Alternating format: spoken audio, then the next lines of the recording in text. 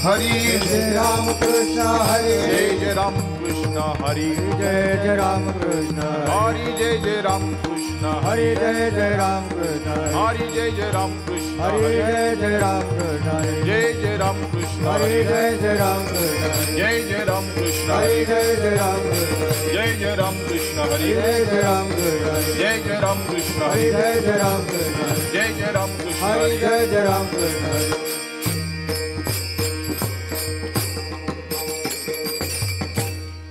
रूप पाहता लोचनी सुख झाले हो साजनी तो हा विठ्ठल बरवा तो हा माधव बरवा बरवा तो हा विठ्ठल बरवा तो हा माधव बरवा रूप पाहता लोचनी सुख झाले हो साजनी तुहा विठ्ठल बरवा तुहा माधव बरवा तुहा विठ्ठल बरवा तुहा माधव बरवा सर्व सुखाचे आगर बाप रखुमा देवीवर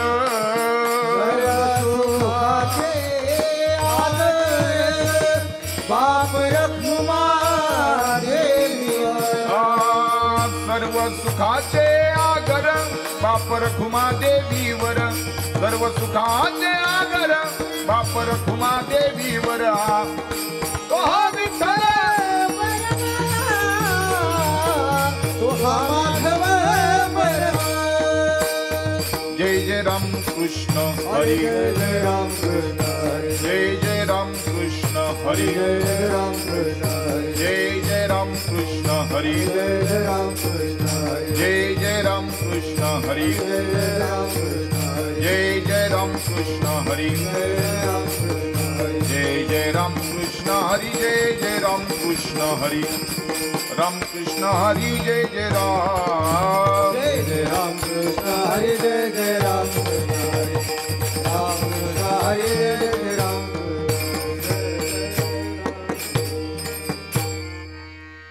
धर्म रक्षावया अवतार घेसी धर्म रक्षा वया अवतार घे धर्म रक्षावया अवतार घेसी धर्म रक्षा वया अवतार घे आपुल्या पारिसी भक्त जना आपुल्या पाळीची भक्त जना आपुल्या पाळीची भक्त जना अंबरशी साठी जन्म सोशियले अंबरुषी साठी जन्म सोशियले अंबरशी साठी जन्म सोशियले अंबरुषी साठी जन्म सोशियले दृष्ट निर्दळिले किती एक दृष्ट निर्दळिले किती एक दृष्ट निर्दळिले किती एक धन्य तुझ कृपा सिंधू म्हणतील धन्य तुझा कृपा सिंधू म्हणतील धन्य तुझ कृपा सिंधू म्हणतील धन्य तुझा कृपा सिंधू म्हणतील आपुला तू बोल साच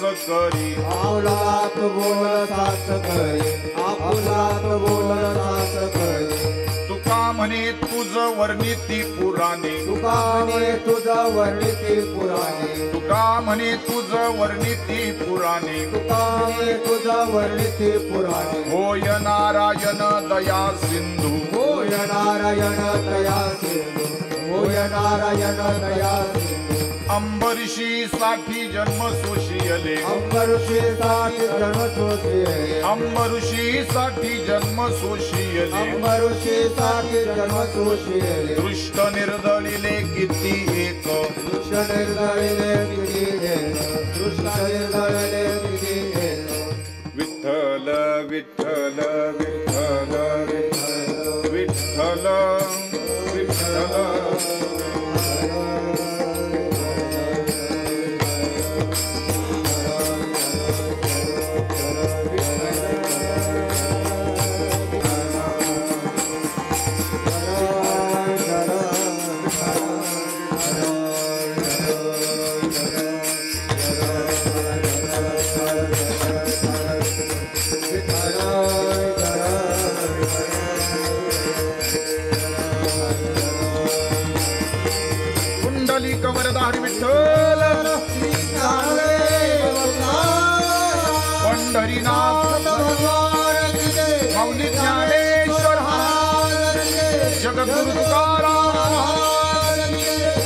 छत्रपती शिवाजी महाराज, धर्मवीर संभाजी महाराज, हर हर बजरंग बली की, श्री सद्गुरु साधू बाबा महाराज, राधा कृष्ण भगवान की।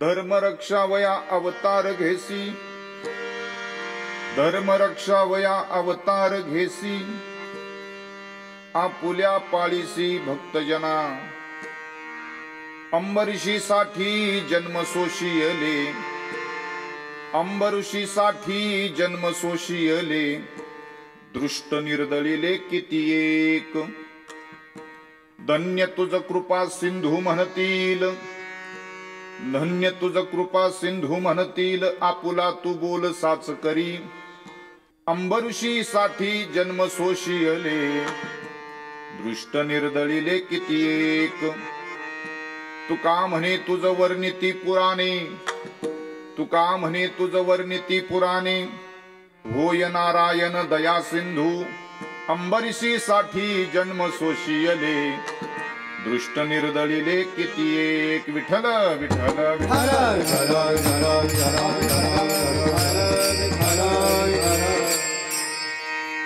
धर्म रक्षा वया अवतार घेसी, आपुल्या पाळीसी भक्तजना।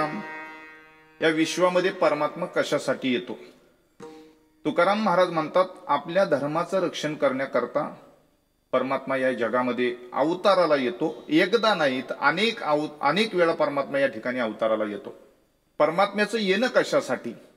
धर्माच्या रक्षणासाठी आणि आपल्या भक्तांना संरक्षण देण्यासाठी परमात्मा या जगात येतो। दुसरी गोष्ट, देव आतापर्यंत किती वेळा आला? अनेक वेळा आला। कुणाकुणासाठी आला? तर अनेकांसाठी आला। पण प्रामुख्यानं 10 अवतार भगवंताचे सांगितले, हे कुणासाठी झाले?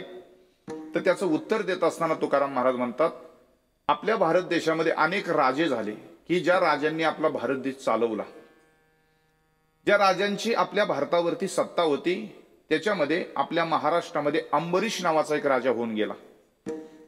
मी अंबरीशपुरी नाही म्हणत बरं का, मी अंबरीश राजा म्हणतोय। लोक आजही आपल्या महाराष्ट्रातले असं म्हणतात की आजपर्यंत आपल्या महाराष्ट्राचा पंतप्रधान झाला नाही। कोण म्हणतं झाला नाही? हा अंबरीश राजा कोण आहे? आपल्या महाराष्ट्रामध्ये पुराणातलं त्या नगराचं नाव आहे पंखावती नगर। त्याला आज आपण बार्शी म्हणतो। बार्शी माहिती आहे ना? एकादशीच्या दुसऱ्या दिवशी येते बारस, हा त्याच नावावरनं पडले बार्शी। ते बरोबर आहे, एकादशीच्याच दुसऱ्या दिवशी द्वादशी येते, तिला आपण बारसही म्हणतो। आपल्या महाराष्ट्रामध्ये पंखावती नगर पूर्वीचं आणि आताचं जे बार्शी आहे, जिथं भगवंताने पहिलं पाऊल ठेवलं ते अंबरीश राजासाठी। म्हणून मी म्हणतो, कोण म्हणतं महाराष्ट्राचा पंतप्रधान झाला नाही? महाराष्ट्र हा आधी आणि अनादी काळापासून संत प्रधान आहे। हे काही कमी आहे का महाराज? ही संत प्रधानतेची भूमिका या महाराष्ट्राने विश्वाला दिलेली आहे।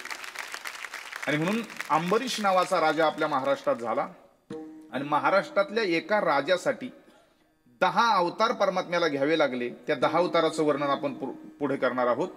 अंबरीशीसाठी जन्म सोशियले, दृष्ट निर्दळिले, अनेक दुष्टांना परमात्म्याने त्या ठिकाणी संपवलं आणि आपल्या भक्तांचं रक्षण केलं। धर्माच्या रक्षणासाठी अधर्म हा संपवावा लागतो, म्हणून देव येत असतात। आजचा दिवस म्हणजे पर्व काळाचा दिवस आहे आणि आजचा दिवस म्हणजे आपल्या भारत देशाचा राष्ट्रीय सण आहे। आपल्या भारत देशाला 2 राष्ट्रीय सण आहेत, त्याच्यामध्ये आजचा दिवस जो आहे तो 15 ऑगस्ट, या वर्षीचा हा 15 ऑगस्ट 2025चा आजचा दिवस म्हणजे राष्ट्रीय सण। आणि पर्व काळाचा दिवस म्हणजे आजच्या दिवशी देव जन्माला आलेत हा एक। आज काय? गोकुळाष्टमी आहे। म्हणजे काय? कृष्ण परमात्म्याचा असणारा जन्मदिवस आहे, परमात्म्याचा असणारा वाढदिवस आहे। माणसाचा वाढदिवस आपण किती उत्साहात साजरा करतो?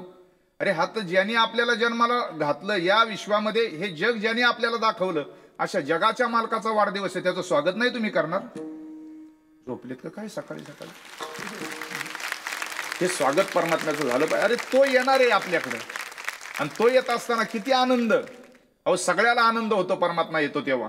आणि म्हणून 15 ऑगस्ट जरी असला राष्ट्रीय सण, म्हणून बघा, हे 2 जे राष्ट्रीय सण आहेत ते आपण आपल्या भारताने साजरे केले पाहिजेत. सरकार सुट्टी देतं आपल्याला, पण लोकांना सुट्टी असली लोक निघाली लोणावळ्याला आणि महाबळेश्वरला. हे राष्ट्रीय सण, झेंडा पाहिला पाहिजे, झेंडा दिसला की वंदन त्याला केलं पाहिजे. आणि आजचा महत्वाचा दिवस म्हणजे पर्व काळाचा पर्व विशेष भागवत धर्मी. नृसिंह जयंती, रामनवमी, वामन जयंती, कृष्णाष्टमी, उत्तमोत्तम शिवरात्र. भारतीय संस्कृतीमध्ये 5 पर्वकाळ सांगितले मुख्य. हे 5 उपवास भारतीय संस्कृतीमध्ये प्रत्येक मनुष्याने करावेत असं आपली पुराणं सांगतात, असं आपली धर्मशास्त्र सांगतात. कोणता उपवास? पर्व विशेष भागवत धर्मी. एकनाथ महाराजांच्या भागवतामधली ही ओवी आहे. कारण वारकरी संप्रदाय प्रत्येक गोष्टीला पुरावा देतो आणि विज्ञानवादी जग आज पुरावा मागतं. जर कुणी पुरावा माझ्याकडे मागायला आलं तर त्याला हा पुरावा आहे, आणि ज्याच्याकडे पुरावा नसतो त्याला पुरावा. लोक पुरायलाच बसलेली आहेत ना, म्हणून पुरावा अगोदर दिलेलं कधीही चांगलं ना. विठ्ठल विठ्ठल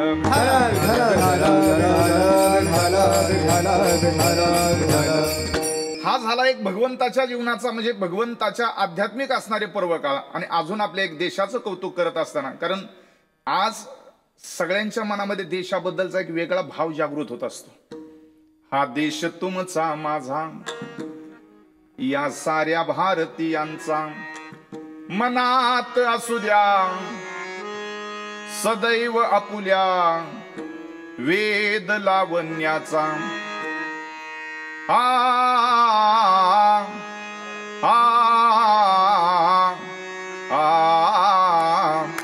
हा देश तुमचा माझा, हा देश तुमचा माझा, हा देश तुमचा माझा, हा देश तुमचा माझा. या साऱ्या भारतीयांचा, या साऱ्या भारतीयांचा, या साऱ्या भारतीयांचा, या साऱ्या भारतीयांचा. मनात असू द्या सदैव आपुल्या वेद लावण्याचा. मनात असू द्या सदैव वेद लावण्याचा. ही भूमी या संतांची, ही भूमी या संतांची, शूरांची अनवीरांची, शूरांची आणि वीरांची. मग काय उणे आम्हाला परवा नशे हो कशाची. मग काय उणे आम्हाला परवा नशे गुणाची. जय हिंद गरजा बोला, जय हिंद गरजा बोला, जय हिंद गरजा बोला, जय हिंद गरजा बोला. हा बोल स्वातंत्र्याचा, हा बोल स्वातंत्र्याचा. आ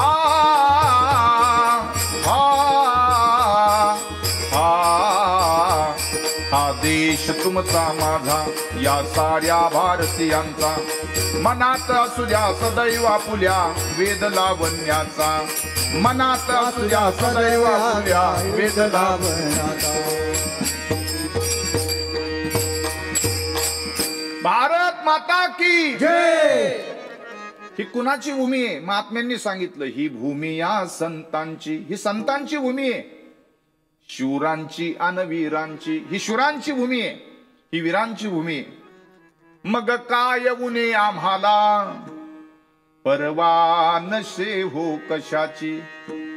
म्हणून देशाच्या सीमेवरती जवान उभे आहेत, म्हणून आम्ही इथं सुरक्षित आहोत, म्हणून आम्ही कीर्तन करतोय. जय हिंद गरजा बोला, हा बोल स्वातंत्र्याचा.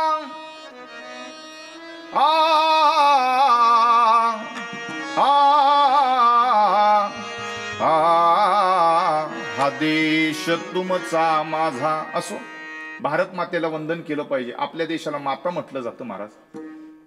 जगाचा अध्यात्माचा गुरु आपला भारत देश. जगाला मातृत्व या देशाने दिले. अहो जगाला नाही, भगवंताला सुद्धा मातृत्व ज्या देशाने दिलं तो आपला भारत देश आहे महाराज. म्हणून आपल्या देशाला माता म्हणतात. हे सामर्थ्य आपल्या भारताचं. आजच्या दिवशी भगवंताला आपला देश मातृत्व देतोय.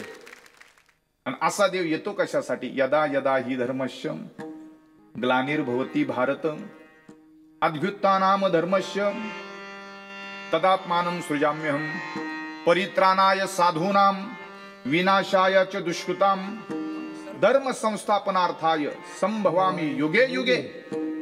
परमात्म्याच्या मुखातलं वाक्य गीतेमध्ये बोलत असताना गीतेच्या 4थ्या अध्यायामध्ये हा श्लोक आलेला आहे.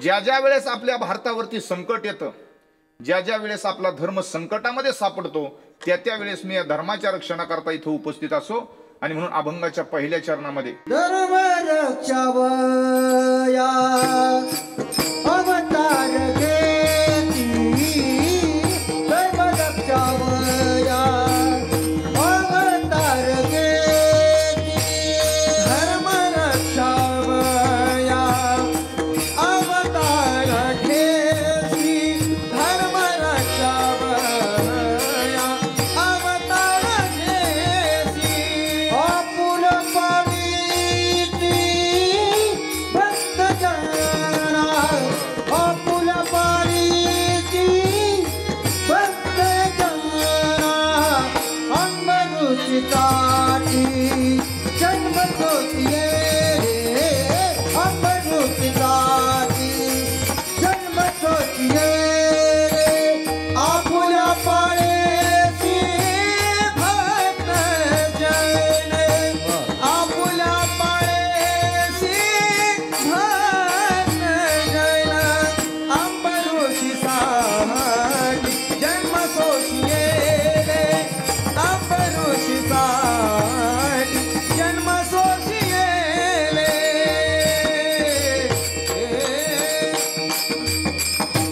त्याच श्लोकाचं भाषांतर आहे.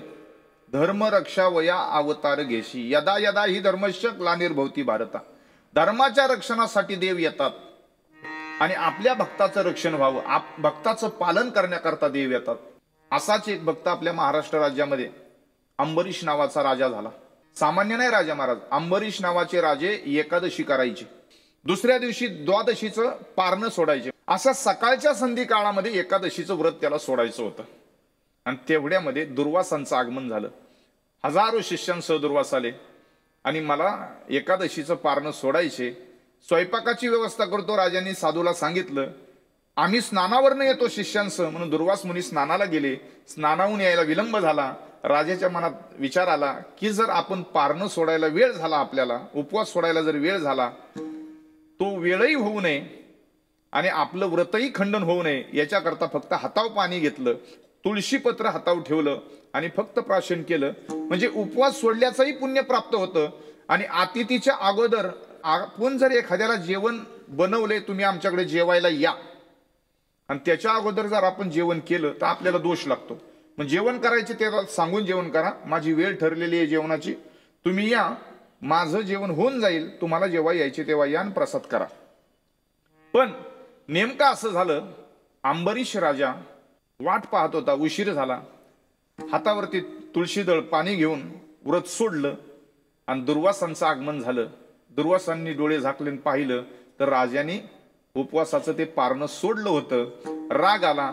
रागाच्या भरात आपली कृत्य म्हणजे जटा उपटली, त्या राजाच्या दिशेने फेकली. त्याच्यातून एक कृत्या निर्माण झाली, राजाच्या पाठीमागं लागली. भगवंताचं सुदर्शन नावाचं चक्र तिथं प्रगट झालं आणि भगवंताच्या सुदर्शन नावाच्या चक्राने त्या कृत्येचा नाश केला, तिला संपवलं. आणि ते चक्र सुदर्शन दुर्वासांच्या पाठीमागं लागलं. दुर्वास ऋषी त्रिलोक्यात पळाले, ब्रह्मदेवाकडे गेले, भगवान विष्णूंकडे गेले, भगवान शंकरांकडे गेले, पण भगवंताचं सुदर्शन कुणालाही थांबवता आलं नाही. शेवटी भगवान विष्णूने सांगितलं, तू ज्याच्यासाठी त्या ठिकाणी ज्याला मारण्याचा प्रयत्न केला तो माझा भक्त आहे, त्याच्या पाया पड, म्हणजे ते सुदर्शन थांबल. शेवटी दुर्वास मुनी आपल्या बार्शीमध्ये भगवंताचं जे मंदिर आहे त्या परिसरामध्ये तिथं आले. राजा अंबरीशेच्या पाया पडले आणि राजाला सांगितलं की पाठीमागं लागलेलं सुदर्शन चक्र, कारण परमात्म्याचं सुदर्शन चक्र आपल्या भोवती फिरत असतं, म्हणून वारकऱ्याला त्रास द्यायचा नाही. वारकरी काय करणार नाही, पण भगवंताला सहन होत नाही, एवढं लक्षात ठेवा. वारकऱ्याला का त्रास द्यायचा नाही. विठ्ठल विठ्ठल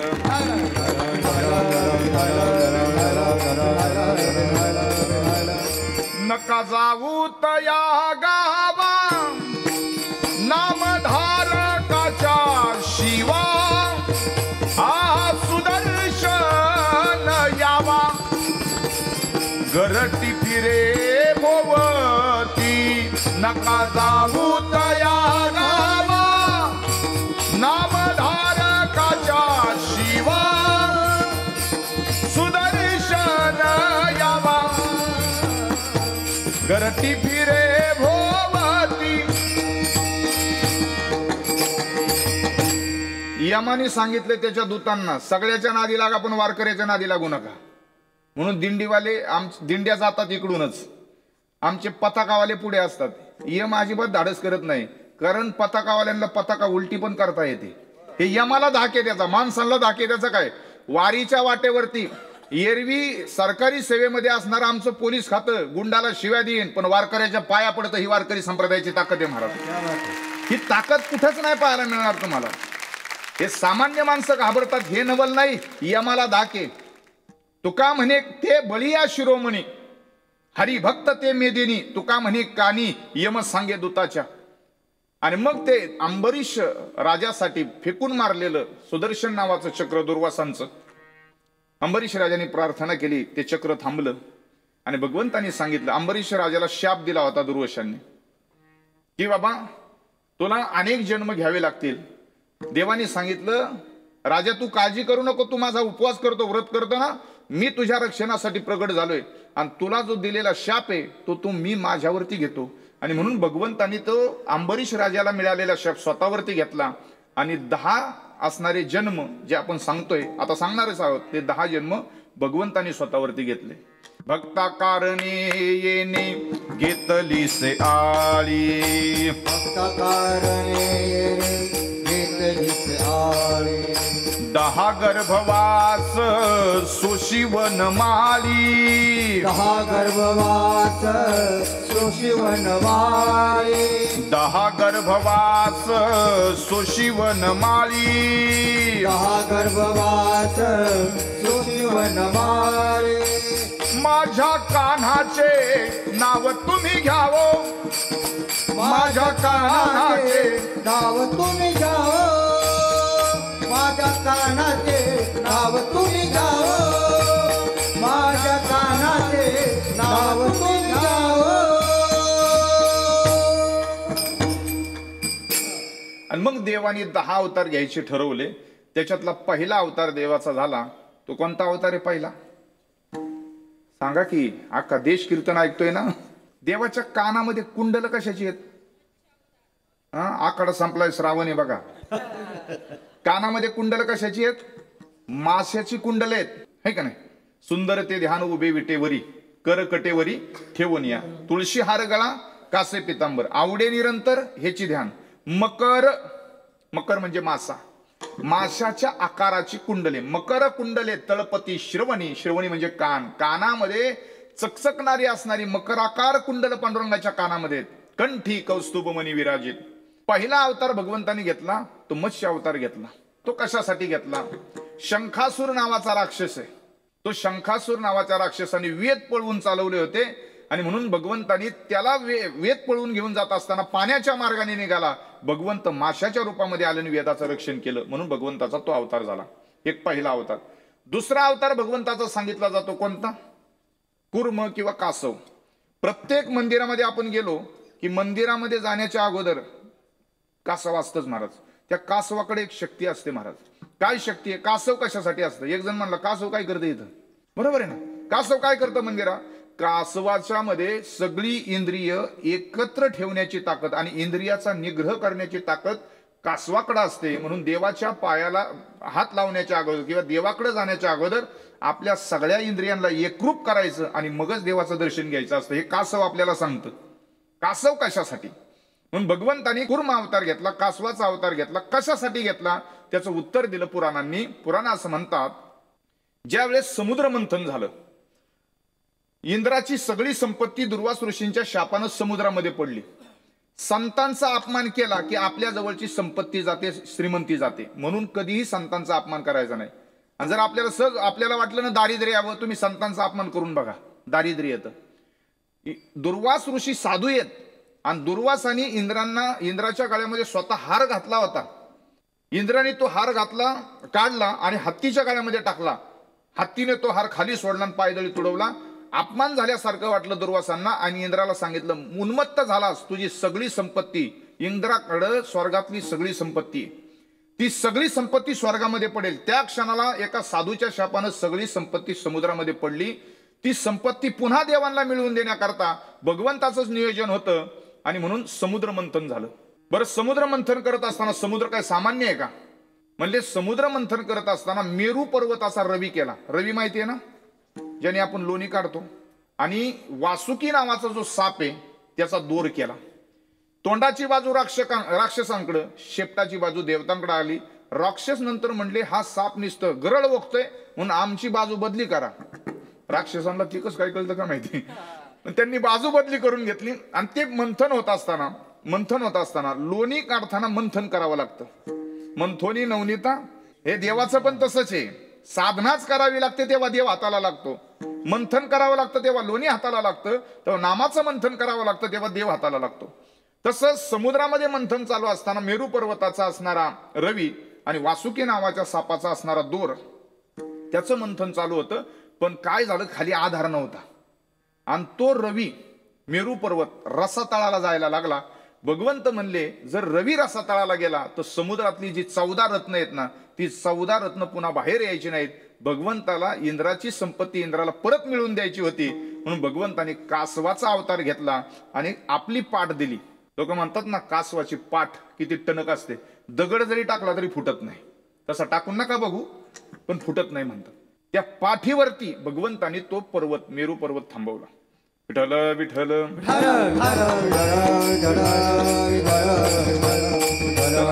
असं एका एका अवताराचं वर्णन करत बसलो तर मला 3 दिवस याच कीर्तनात जायचे.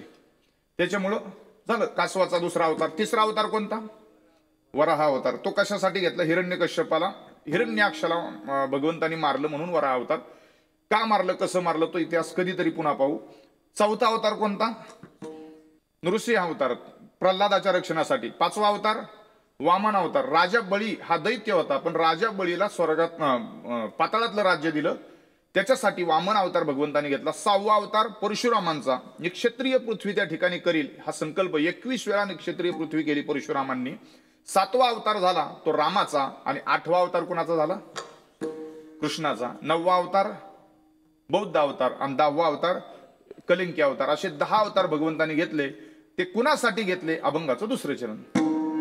अंबरुसीसाठी जन्म सोसिएले, अंबरुसीसाठी जन्म सोसिएले, अंबरुसीसाठी जन्म सोसिएले, अंबरुसीसाठी जन्म सोसिएले. हा दृष्ट निर्दाळीले किती एक, दृष्ट निर्दाळीले किती एक, अंबरुसीसाठी जन्म सोसिएले, अंबरुसीसाठी जन्म सोसिएले. दृष्ट निर्दाळीले किती एक, दृष्ट निर्दाळीले किती एक, अंबरुसीसाठी जन्म सोसिएले, अंबरुसीसाठी जन्म सोसिएले, जन्म सोसिएले. विठोबा रखुमाई, विठोबा रखुमाई, जय जय विठोबा रखुमाई, विठोबा रखुमाई, जय जय विठोबा रखुमाई, विठोबा रखुमाई, जय जय विठोबा रखुमाई, विठोबा रखुमाई, विठोबा रखुमाई, विठोबा रखुमाई, विठोबा रखुमाई, विठोबा रखुमाई, विठोबा रखुमाई, विठोबा रखुमाई, विठोबा रखुमाई, विठोबा कुंडली कमळधारी विठ्ठल श्री ज्ञानदेव तुकाराम. पंढरीनाथ भगवान की जय. माऊली ज्ञानेश्वर महाराज की जय. जगद्गुरु तुकाराम महाराज की जय. गोपाल कृष्ण भगवान की जय. धर्मरक्षावया अवतार घेसी, आपुल्या पाळीसी भक्तजना, अंबरशी साठी जन्म सोसिएले, दृष्ट निर्दळिले किती एक, धन्य तुझ कृपा सिंधू म्हणतील, आपुला तू बोल साच करी. देव कशासाठी येतात? 10 अवताराचं वर्णन सांगितलं. त्याच्यातला मुख्य अवतार आजच्या दिवशीचा आपल्याला पाहायचा आहे, तो म्हणजे भगवान श्रीकृष्ण परमात्म्याचा. देवाला जन्माला येण्याला काय कारण मिळालं, की कशासाठी देव या ठिकाणी या मृत्यू लोकामध्ये अवताराला आजच्या दिवशी आले? आणि म्हणून नामदेव महाराज सांगतात कृष्ण जन्माची कथा. पापी जे अभक्त दैत्य ते मातले, धरणीसी झाले ओझे त्यासे दिदलासे त्रास ऋषीमुनी सकळा न पूजिती देवा तेव्हा कुणी राही येले यज्ञ मोडिले कीर्तन पळाले ब्राह्मण दैत्य भेने वत्सरूपी पृथ्वी ब्रह्म्यापाशी जाय नेत्री वाहे तोय सांगत असे बुडविला धर्म बुडाला होता अधर्म झाला भार सोसवेना भार मज आता या धरणीला भार सोसत नव्हता या धरणी मातेनं गायीचं रूप घेतलं आणि ब्रह्मदेवाकडे रडत रडत गेली दुःखी झाली ही धरणी माता आणि रडत गेलेल्या धरणी मातेनं सांगितलं ब्रह्मदेवाला ब्रह्मदेवाने सांगितलं मला याच्यात काहीच करता येणार नाही ब्रह्मदेवासहित ब्रह्म इंद्र आणि बरोबरी शिव चालियेले सर्व शराबदेशी त्यावेळेस भगवान विष्णू क्षीरसागरामध्ये देव कोणत्या गादीवरती झोपतात तुम्हाला माहिती त्याची गादी असली भारी आहे ना महाराज ते क्षीरसागरामध्ये देव पहुडले होते गादीवरती शेषावरती देव त्या ठिकाणी शेषाची गादी साप हा थंड असतो महाराज आणि तिथं शेषावरती शयन करणारा परमात्मा सगळ्या देवता उभ्या राहिल्या आणि हात जोडून उभ्या होत्या म्हणून स्तुती केली भगवंताची श्रीयानंता मधुसूदना पद्मनाभा नारायणा जगव्यापका जनार्दना आनंद घना अविनाशा सकळ देवाधिदेवा कृपालू आजी केशवा महानंदा महानुभवा सदाशिवा सहज रूपा चक्रधरा विश्वंबरा गरुड ध्वजा करुणाकरा इथं आलेले क्षीरसागरा शेष शयना क्षीरसागरामध्ये शेषावरती शयन झालेला आहात परमात्मा ब्रह्मदेव भगवान शंकर इंद्र सगळे देवता स्तुती करतात आणि मग आकाशाची वाणी सांगे सकळाशी तळमळ मानसी करू नका आता फक्त बातम्या येतात काय होणार आहे सरकार काय करणार आहे देवानी बातमी दिली आकाशातून आकाश कडाडलं आणि तिथून बातमी आली तुम्ही काळजी करू नका धर्माचं रक्षण करण्याकरता मी येणार आहे भगवंतांनी सांगितलं मी देवकीच्या पोटी येणार आहे 8वा मुलगा म्हणून सगळ्या देवांना सांगितलं भगवंताचं नियोजन कसं आहे बघा तुम्ही सगळे यादव व्हा लक्ष्मीला सांगितलं तू कौंडिण्यपुरामध्ये जा महाराष्ट्रामध्ये देवाचं नियोजन अगोदरच लग्नाचं झालं होतं त्याने अगोदर पहिली बायको पाठवून दिली महाराष्ट्रामध्ये अजून जन्म घ्यायचा आणि बायकोला पाठवून दिलं नागपूर कौंडिण्यपूर त्या परिसरामध्ये येतं लक्ष्मीशी सांगे तेव्हा ऋषिकेशी कौंडिण्यपुराशी जावे तुम्ही सगळ्या देवांना सांगितलं तुम्ही यादव व्हा हा आनंद घेऊन सगळ्या देव आपल्या स्वगृही आल्यानंतर भगवंतांनी नियोजन केलं शेषाप्रती बोले लक्ष्मीचा वर शेष म्हणजे लक्ष्मणाला देव विचारतात कारण शेषाचा अवतार लक्ष्मण आहे चला अवतार घेऊ आता पृथ्वीवरी दैत्य मातले फार गाराने सुरवर सांगू आले सगळे देव गाराने घेऊन आले होते लक्ष्मणा पृथ्वीवरती खूप देव त्या ठिकाणी मातलेले आहेत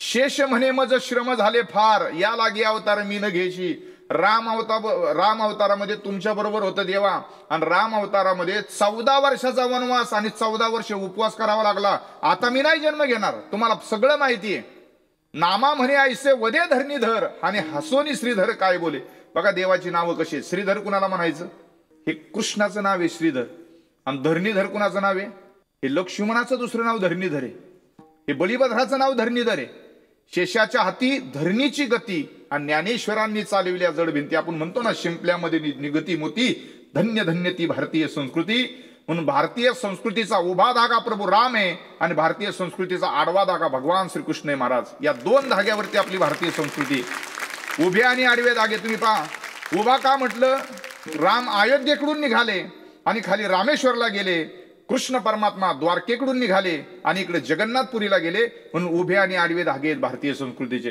कारण कपड्याला सुद्धा उभा आणि आडवा धागा जर नसेल तर आपला कपडा नाही महाराज विणता येणार किंवा आपला कपडा होणार नाही उभ्या आणि आडव्याच धाग्यांनी कपडे होत असतात तसं राम आणि कृष्णाने ही भारतीय संस्कृती सजलेली हे मात्र आपल्याला विसरून चालणार नाही असो आपला मुद्दा असा होता की देव जन्माला येण्याच्या अगोदरच देवाने नियोजन केलं आणि मग वसुदेवा देत देवकी बहीण कंसाची बहीण देवकी वसुदेवांना लग्नामध्ये देऊन टाकली लग्ना माझी विघ्न झाली ऐका आकाशाची वाणी सांगत असे कंसा मानी भरवसा बोलण्याचा 8वाईचा पुत्र वधिल तुझसी ऐकोनी मानसी क्रोधावला बघा आता बहिणीचं लग्न झाले असं म्हणतात देवकानी म्हणजे देवकीच्या वडिलांचं नाव देवक कृष्ण परमात्म्याची आई देवकी तिच्या वडिलांचं नाव देवक हा कंस देवकीचा भाऊ आहे बहिणीची बोलवण करतोय लग्न झालं त्या दिवशी सोडवायला निघालाय आणि सोडवायला जात असताना आकाशाची वाणी झाली,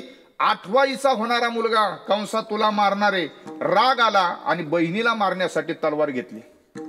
ऐकून यायचे असं ऐकल्यानंतर मनामध्ये इतका राग आला आणि तेवढ्यामध्ये हात वसुदेवाने धरला. बघा, जगातली ही पहिली अशी पोरगी असेल भाऊ देवकी. वयाच्या 18व्या वर्षी लग्न होते एका श्रीमंत बापाची पोरगी. आजपर्यंतच्या इतिहासात अशी तुम्ही कधी घटना वाचली नसेल पेपरला की ज्या दिवशी तिचं लग्न झालं त्याच दिवशी तिला जेल झाली. आहे तुम्ही म्हणता ना महिला, आमच्या वाट्याला लय दुःख दिलं देवाने, खूप दुःख दिलं देवाने, आमच्या एवढं दुःखच कुणाला नाही.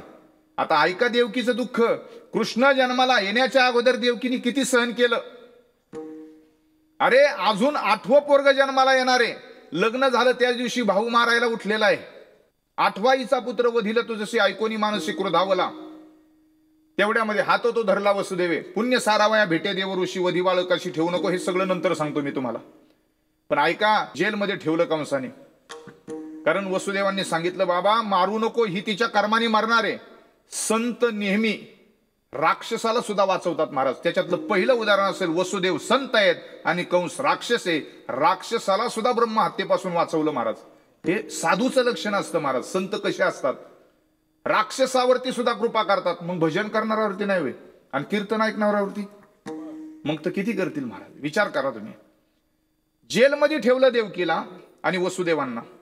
पहिलं पोरग 9 महिने 9 दिवसांनी सुखरूप जन्माला येऊन सुद्धा जिला स्तनाला लावता आलं नाही, तिची काय अवस्था असेल बरं. एक नाही ना मारलं, दुसरं तसंच, तिसरं तसंच, चौथं, 5वं, 6च्या 6ही मारित दुराचारी. जन्माला आलं की पोरग उचलायचं, भिताडावरती तिच्या समोर आपटायचं. वर्ष ना वर्ष भिंतीवरती असे रक्ताचे डाग तिला पाहायला लागायचे, अशी चलचल चलचल कापत होती. 7व्या बाळणपणाला देवकी गरोदर राहिली तरी सगळं सहन करत राहिली. म्हणून सहनशीलता नावाचा गुण जर देवाने कुणाकडे दिला असेल तर तो स्त्रियांकडे दिला. म्हणून स्त्रिया इतक्या सहनशील असतात महाराज. स्त्री आमची भारतीय इतकी सहनशील आहे, इतकी सहनशीलता आहे तिच्याकडे. म्हणून भारतातली स्त्री श्रेष्ठ का मानली जाते. एकच वाक्य बोलतो, अहो देवाला सुद्धा जन्माला आणण्याची ताकद ही फक्त भारतातल्या स्त्रीची आहे, जगात दुसऱ्या स्त्रीची नाही. तुम्ही सहन करता म्हणून देश तुमचं कौतुक करतो. 7वा गर्भ राहिला दिवस, म्हणजे आता बाळ जन्माला येणार, 7वा महिना चालू होता. देवकी अशी लटलट का पाहिजे. 6 पोरं मारलेत, 7वं बाळ जन्माला येणार, मारणार. पण देवाने त्यावेळेस योग मायेने असं केलं होतं, देवकीच्या पोटातला 7वा गर्भ उचलला होता आणि गोकुळामध्ये नेऊन ठेवला होता. तो गर्भ बलराम दादाचा होता. इथं लोक शंका घेतात. लोक म्हणतात महाराज असा एखाद्या आईच्या पोटातला गर्भ इथून उचलायचा, हडप सर्वरनं आणि स्वारगेटला नेऊन ठेवायचा, तुम्हाला कसं मान्य होईल. आज आपल्या भारतामध्ये अशी टेक्नॉलॉजी आहे, एखाद्या आईच्या पोटात जर गर्भ वाढत नसेल तर दुसऱ्या आईच्या पोटामध्ये त्याचं रोपण केलं जातं. त्याला सरोगेसी मदर म्हणतात. जगातली सरोगेसी मदरची पहिली यशस्वी प्रक्रिया विज्ञानाची ज्या देशाने यशस्वी करून दाखवली तो आपला भारत देश महाराज. हे पहिलं सिद्ध केलं आपल्या भारताने. तो गर्भ उचलला आणि गोकुळामध्ये नेऊन ठेवला रोहिणीच्या उदरामध्ये. देवकीच्या पोटातला गर्भ रोहिणीच्या उदरात नेऊन ठेवला. ही पहिली विज्ञानाची यशस्वी प्रक्रिया झाली. आणि मग 8वा देव जन्माला येणार. देव जन्माला येणार म्हणून जिकडं तिकडं आनंद. पहिला आनंद कुणाला झाला तर निसर्गाला. रात्रीचे 12 वाजले होते, सगळी देवाच्या जन्माची तयारी झाली आणि बरोबर रात्री 12 वाजता आजच्या दिवशी 5200 वर्षापूर्वी भगवान श्रीकृष्ण परमात्मा जन्माला आला. गोपाल कृष्ण भगवान की जय. राधा राधा कृष्ण राधा राधा कृष्ण राधा राधा राधा कृष्ण राधा राधा कृष्ण राधा राधा कृष्ण राधा राधा कृष्ण राधा राधा कृष्ण राधा राधा कृष्ण राधा राधा राधा कृष्ण राधा राधा कृष्ण राधा राधा कृष्ण राधा राधा कृष्ण राधा. ज्ञानेश्वर माऊली ज्ञानराज माऊली महाराज ज्ञानेश्वर माऊली ज्ञानराज माऊली महाराज ज्ञानेश्वर माऊली महाराज. तुकाराम तुकाराम तुकाराम तुकाराम तुकाराम तुकाराम तुकाराम तुकाराम तुकाराम तुकाराम तुकाराम तुकाराम तुकाराम तुकाराम तुकाराम तुकाराम तुकाराम तुकाराम तुकाराम तुकाराम तुकाराम तुकाराम तुकाराम तुकाराम जय विठ्ठल जय जय विठ्ठल जय विठ्ठल जय जय विठ्ठल जय विठ्ठल जय जय विठ्ठल जय विठ्ठल जय जय विठ्ठल बोलिले पुढे पुढे उत्तरे करा क्षमा अपराध महाराज तुझे अनारे विचारिला दिए करा क्षमा अपराध महाराज तुझे तुका म्हण ज्ञानेश्वर राका पाया पैकी करा क्षमा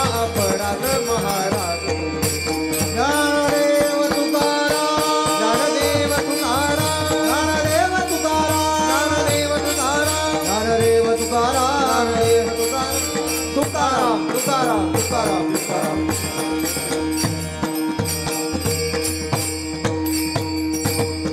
पुंडरीक वरदेव हरी विठ्ठल श्री ज्ञानदेव तुकाराम पंढरनाथ भगवान